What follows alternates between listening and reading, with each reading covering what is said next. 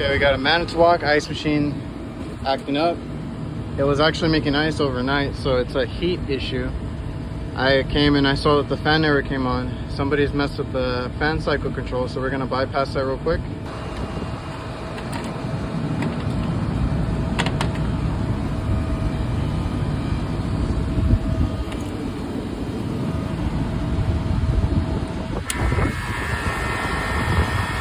You can't see it, but it turned on. So we have a bad fan cycle control.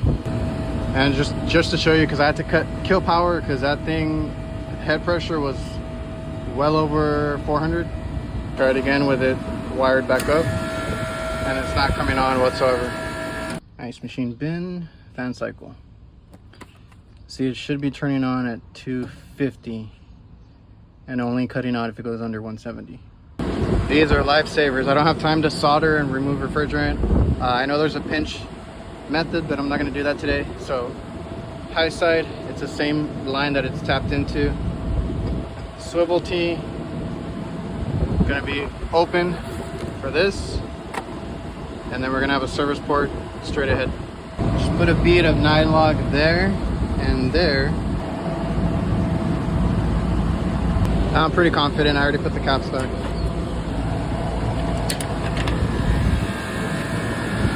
It was off for a second and then it turned on, so it's gonna cycle correctly now. All right, so on that one, dead giveaway is it's an intermittent problem.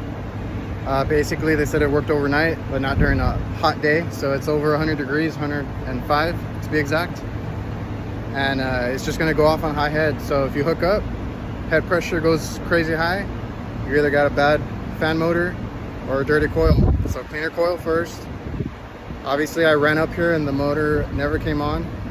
Before you replace the motor though, bypass that fan cycle. Manitowocs and ice machines in general usually have a fan cycle for when it gets, like during winter when it gets too cold, it'll shut off that fan so that the pressure stay high enough that it continues making ice, because pressures drop very low when you're freezing and making ice. Just gonna zip tie it and make it as neat as possible.